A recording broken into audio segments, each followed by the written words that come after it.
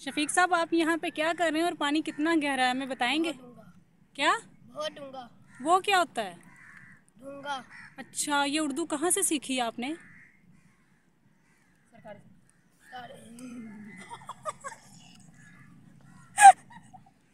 ये उर्दू आपने कहाँ से सीखी है? मेरी तरफ मुंह कर।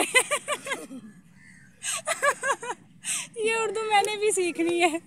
मुझे बताएं किस स्कूल से सीखी? आप स्कूल का नाम बताएंगे प्लीज? इधर मेरी तरफ देखें ना जी। पानी कितना गहरा मुझे बताएं। अच्छा, वो क्या होता है मुझे ये तो बताएं ना, इसकी डेफिनेशन करें। आपको यहाँ पे आके कैसा लग रहा है? बहुत अच्छा। बहुत अच्छा लग रहा है। रोज आते हैं आप यहाँ पे? अब आ रहे हैं?